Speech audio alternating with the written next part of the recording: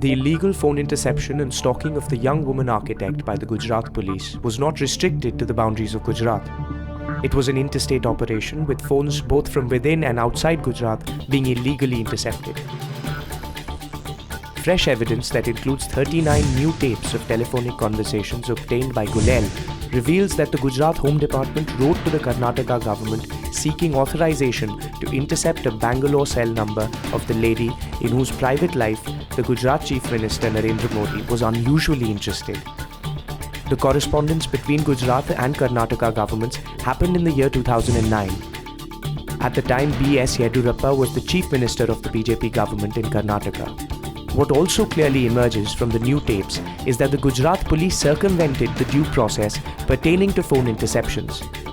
Junior level officers of the state's Home Department ordered the telecom companies to carry out phone interceptions.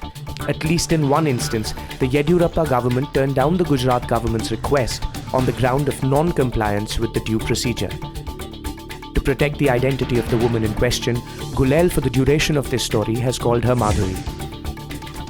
The new tapes have phone conversations between G.L. Singhal and the then Inspector General of the State Intelligence Bureau, A.K. Sharma. These 39 new tapes are in exclusive possession of Gulel and are not part of the 267 tapes that were seized from Singhal by the CBI in May this year. Listen to the conversation between Singhal and Sharma on 11th August 2009. હમણાં જે છે ને location ઉપર જ એને કેન્દ્રિત કરીએ જી અને વાતચીત તો ચાલે છે એ મારફતે જી જી હવે રિલાયન્સ વાળા તો નથી થતું કારણ કે એ લોકો કર્ણાટક ગવર્મેન્ટ એમ કીધું છે કે જ્યાં સુધી એમને પરમિશન એમાં ત્યાં સુધી નહીં કરીએ જી જી એટલે અહીંથી જે સ્ટેટ ગવર્મેન્ટ જે પ્રપોઝલનું એપ્રુવલ કરે છે ને એ લોકોને ઓર્ડર નથી માનતા જી સર એ ત્યાં રૂબરૂ આપવી પડશે સર એવું છે હા રૂબરૂ આપવાનું રહે છે એટલે રૂબરૂ કોઈ ગયા ન હોતા એટલે કર્ણાટકવાળા આપ્યા જ નથી જી સર અને બીજું એ કહે છે કે સેક્રેટરી લેવલના અધિકારીને સિગ્નેચર હોવું જોઈએ જી જી સર અહીંયા અંડર સેક્રેટરીએ સાઇન કરી છે જી જી એટલે એક બીજો મુદ્દો હતું કાઢ્યો એ લોકો એટલે કે એ મુદ્દા ઉપર હજી હોમ ડિપાર્ટમેન્ટ કોઈ ખુલાસો કર્યો નથી એ લોકો અને એવું એમ છે એટલે એ નથી થઈ શક્યો એક જ નંબર અત્યારે જી જી તો લોકેશન ઉપર અત્યારે કેન્દ્રિત કરી જી sir.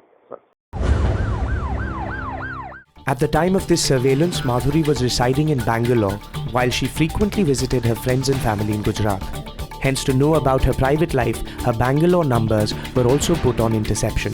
The conversations between Singhal and Sharma reveal that an undersecretary in the Modi government wrote to the Karnataka Home Department requesting it to allow the Gujarat police to intercept Madhuri's Bangalore cell phone. But at least on one occasion, the Karnataka Home Secretary turned down the phone tapping request as it had been signed by an undersecretary in the Gujarat Home Department.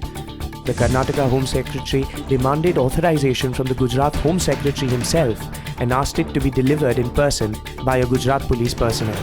The tapes show the interception request was sent by Sharma, the then IG at State IB. What further confirms the illegality in the phone tapping process was that Sharma, instead of complying with the due procedure as flagged by the Karnataka Home Department, dropped the idea of tapping Madhuri's Bangalore cell phone. Listen in to this conversation that shows that at least one of Madhuri's cell phone was intercepted for over 2 months. અને ત્યાં તો પછી શું છે કે ગઈકાલે રાત્રે 12 વાગે પછી બંધ થઈ ગયું છે 60 દિવસ થઈ ગયેલા છે જી જી સર એટલે આપણે એના ઉપરથી કઈ માહિતી મળવાની શક્યતા નથી રાઈટ સર રાઈટ સર હવે લોકેશન ઉપર જ બધું ધ્યાન આપવું પડશે જી જી એટલે લોકેશન પર છે ને આપણા માણસો પર છે સર એટલે પેલી એક ફિએસ્ટા ગાડી છે ફિએસ્ટા ગાડીમાં એક બીજા લેડી છે સાથે એ બંને જણા ગયા જી. The following conversation between Singhal and Sharma shows that many senior telecom officials were at the beck and call of the Gujarat police.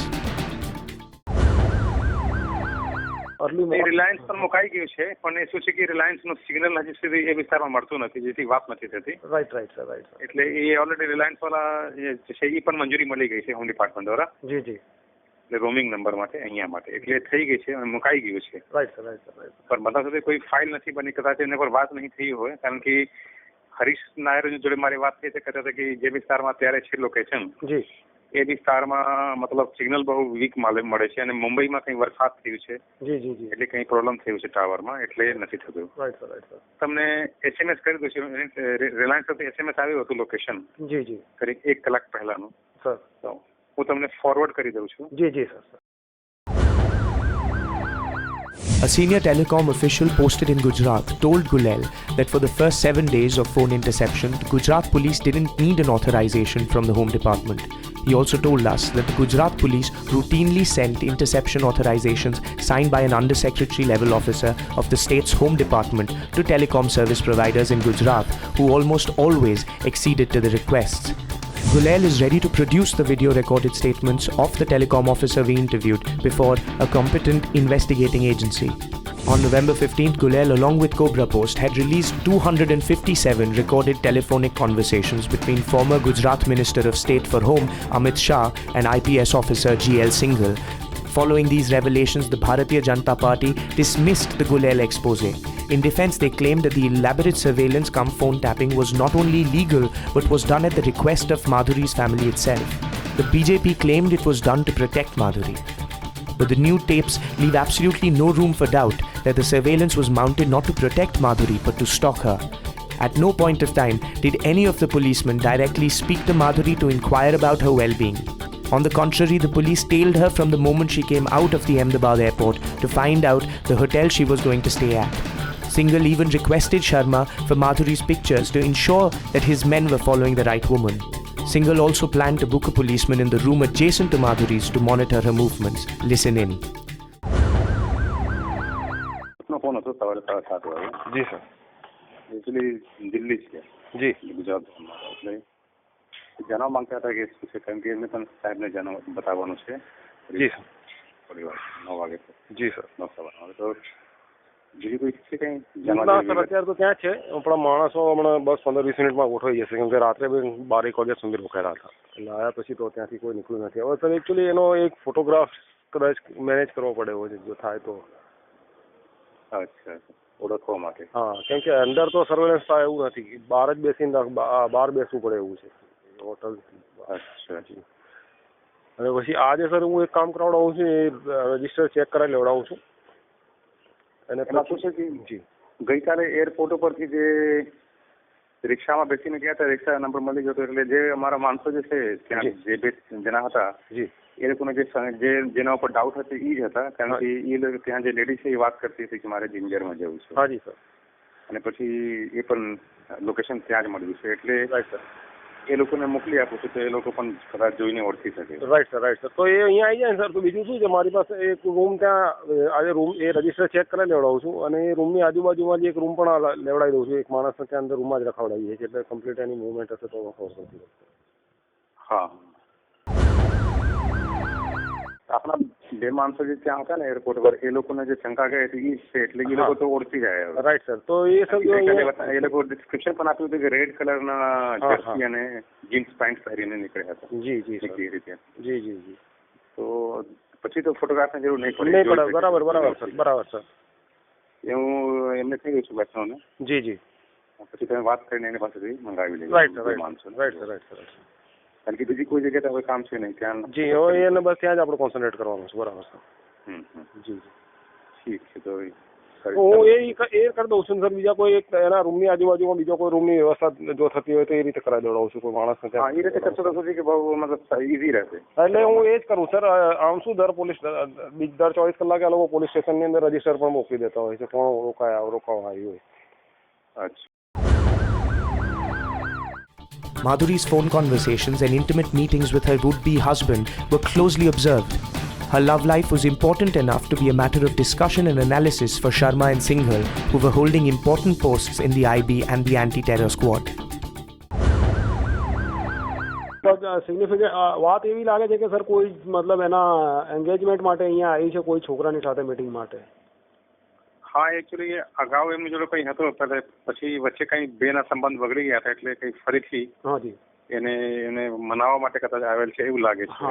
અગાઉ પણ અમુક જે સાંભળ્યા હતા ને અમુક 1 મહિના પહેલા, ત્યારે એવી વાત હતી કે એક છોકરા છે અમદાવાદની છે, એમની જોડે એમને રિલેશનશિપ સારો હતો, પણ વચ્ચે કંઈ એમને કન્ફ્યુઝન થયું છે અને એમને કંઈ થોડું શંકા વગેરે થઈ છે, એટલે એમના બેમાં બગડી ગયા છે એવું હતું. બરાબર સર. એટલે એ રીતનું લાગે છે વાત, તો એ રીતે જ છે સર. ઓકે. ઝેવિયર્સ કોલેજ પાસે અમાઝો હોટલ છે. કઈ હોટલ? અમાઝો. ઓમાઝો. જી. અચ્છા. ત્યાં જમવા આવી છે. કોણ છોકરો છે? એક સર 32 વર્ષનો છોકરો છે. મને લાગે છે કે એમનું અવાજ હશે, કારણ કે અવાજ થોડો મને ડાઉટફુલ લાગતો હતો કે આ પહેલાનો છે કે કેમ. જી જી જી. અને ઈટિંગની વાત કરતો હતો કે અમે સાથે જોઈન્ટ કે મતલબ જમવાની વાત તો કરતો હતો. Right sir. તો સર પેલા નંબરનું સર લોકેશન લઈ લઈએ તો ખબર પડી જશે એક્ઝેક્ટલી સર આપણને. BH4 નું કઈ નહીં, એરટેલ વાળાનું ભાવનગર વાળું સર. અચ્છા, હા. આપણને એક્ઝેક્ટ ખબર પડી જાય સર શું મુવમેન્ટ છે. હા, તો પૂછાવી લઉં છું કે ત્યાં છે કે કેમ. ઠીક છે, હા, એ સારું છે એના પછી, કારણ કે અવાજ થોડું મને ડાઉટફુલ લાગતું હતું. પછી તો સાહેબ પાસે પણ મોકલી દીધું છે. જી જી જી. એને સીડી બનાવીને. જી. પણ થોડું મને ડાઉટફુલ લાગતું હતું, થોડું અડધો અવાજ મળતું હતું, પછી ક્યારેક ક્યારેક શંકા પણ જતી હતી. જી જી. અને જમવાની વાત તો કરતો હતો કે સાથે જમશું. જી, એટલે સ્કોડા ગાડી છે સર, GJ1 પાસિંગની છે. GJ1 HD 7959 નંબર છે. છોકરાના ફોટો પાડી શકાય? સર અંધારું છે ને એટલે, બાકી મેં તો પેલું કેમેરો પણ આપીને રાખેલો છે, પેલો એક પેન કેમેરો પણ આપીને રાખેલો છે. અચ્છા. એટલે ટ્રાય તો કરી રહ્યા છે, જેમ બને એમ કંઈ કરી લેશે સર થોડું ઘણું. એની અંદર જે કઈ આપણા માણસો બેસીને કઈ એટલે એ મેં સૂચના આપી સર, એટલે કંઈ કરી જ રહ્યા છે લોકો એવું સર. અચ્છા, તો એ કોઈ બીજો છોકરો છે 32 વર્ષનો, તો પછી એ માણસ નથી, એમને શંકા જતી. આપણે સર પેલું લોકેશન જાણી લઈએ તો કન્ફર્મ થઈ જાય સર. હા, ઠીક છે, હું જાણી લઉં છું. અને આ છે 11 તારીખ સુધીનું આનું અહીંયા સર હોટલનું બુકિંગ છે. અચ્છા જી. till 11 यानी कि આવતીકાલ સુધી? હા જી સર. અચ્છા, ઠીક. You just heard. Plans were laid out to photograph Madhuri's would-be husband. The police kept following the couple wherever they went. To restaurants, ice cream parlors, pawn shops, and even relatives. Location વગેરે ક્યાં જ છે sir? હોટલમાં જ છે. અચ્છા. જી. રાત્રે લગભગ 12-12:30 સુધી પેલા છોકરાની સાથે ફરી હતી, પછી પાછી ત્યાં પ્રહલાદનગર ગઈ, અને ત્યાંથી પ્રહલાદનગરમાં એ છોકરો ઉતારી નીકળી ગયો હતો. અચ્છા. અને લગભગ 1 વાગે સર હોટલે પહોંચી હતી પેલી હોન્ડા સિટી ગાડીમાં. વચ્ચે જે ઇટાલિયન રેસ્ટોરન્ટમાંથી પણ નીકળીને બહાર ગઈ? ઇટાલિયન રેસ્ટોરન્ટમાં નીકળ્યા પછી લગભગ સર 1 કલાક જેવું ગાડીમાં એ લોકો ફર્યા બંને જણા. અચ્છા. 10:30 થી 11:30 12 વાગ્યા સુધી ગાડીમાં ફર્યા કર્યા સર. અમુક એક વખત લો ગાર્ડન ઉભા રહ્યા, પછી કોઈ જગ્યાએ પાન ખાધું, એ રીતે 2-3 જગ્યાએ ઉભા રહીને વાતો કરતા. અચ્છા. જી. તેને ફોલોઅપ કર્યો હતો? હા, ફોલોઅપ કમ્પ્લીટ સર. રાત્રે તો પછી હું પણ એ વિસ્તારમાં જ હતો, એટલે પછી મેં પણ થોડુંક શેડોઈંગ કરી લીધું. અચ્છા. હા, અને સર પેલી જે સ્કોડા ગાડી છે ને, એ પણ ત્યાં જ હતી, એ બંગલામાં. એ છોકરો છે ને કરીને? જી. જેના નામે પહેલા જે મોબાઈલ હતી ને, જે મેં વાત કરી 9240. જી જી સર. 9240 એ છોકરો છે. જી જી. તો એ એમનું નામ. હા સર. તો એ આમ તો તમે બંગલા में જી. તો એ નહીં કરશે, નામ એ છે. હા, એટલે એ ગાડી જે 2 દિવસથી એ ગાડીમાં ફરે છે ને, જે સ્કોડા ગાડીમાં, એ ગાડી પણ ત્યાં જ પડી હતી સર. અચ્છા. જી. હા, તો એ છોકરો છે. હા સર, બિલકુલ. ઠીક છે. Okay sir. The new tapes most manifestly show that the surveillance was mounted not to protect Madhuri but to stalk her and pry into her private life. The information obtained about Madhuri was entirely private in nature, that was then relayed to her sahib, at whose behest the spying was being done. The young Madhuri's would-be husband, whom she was dating at the time, her friends and immediate family members like her brother and parents were all surveilled. The question is, who wanted to know all these intimate details about Madhuri's life? BJP wants us to believe that it was Madhuri's family who wanted this for her protection. But from the tapes, it becomes clear that neither Madhuri nor her family had any clue about the intensive surveillance mounted on her. The only person who gets repeatedly referred as the consumer of this information was a sahib. Phone હતો સવારે 7:30 વાગે. જી sir. Actually Delhi છે. જી. ગુજરાત. એટલે જાણવા માંગતા હતા કે શું છે, કારણ કે એમને પણ સાહેબને બતાવવાનું છે. જી સર. થોડી વાર 9 વાગે. જી સર. ઠીક છે, તો હું જરા જોઈ લઉં છું, ફાઇલ છે ને, ઓડિયો ફાઇલ. જી સર. જરા સાંભળી લઉં છું, પછી જરા જાણવા જેવી વિગત હશે તો હું જણાવું છું. હું બહાર હતો, ઓફિસે જાઉં છું. જી જી જી. પછી સાહેબ કહેતા હતા કે એમને 3-4 દિવસથી માણસો છે, જી. એ લોકો કંટાળી ગયા, એમને શિફ્ટ ચેન્જ કરાવી દેશો. Right sir.